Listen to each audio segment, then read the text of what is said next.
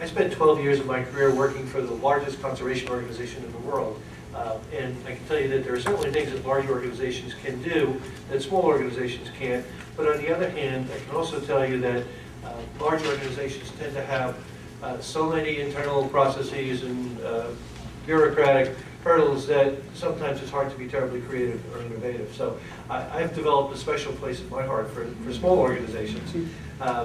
Because as I look around New Jersey, I see that a lot of the truly innovative things that are happening through small organizations.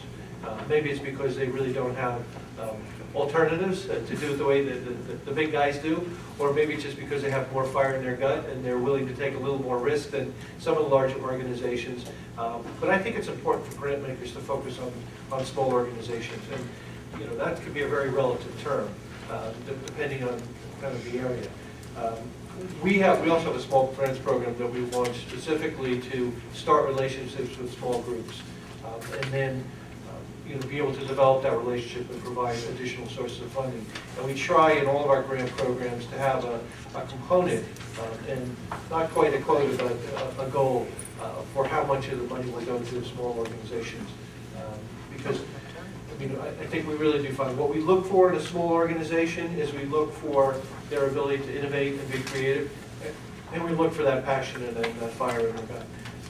So when we find that, I think we're inclined to take more of a risk, and also help them to develop a project that's doable, given their capacity and given their abilities.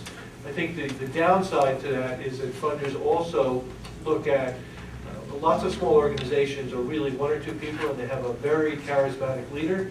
But I think funders ask themselves, what would happen if that person left tomorrow, or got hit by a bus, or any of the other things that can happen to any of us? Is that organization going to go away, or are there other folks there that will sustain that?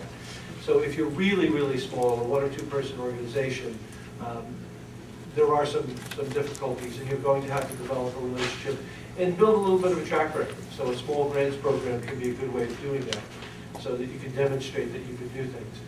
But very often, a lot of the things that need to be done are not things that the large organizations really want to touch.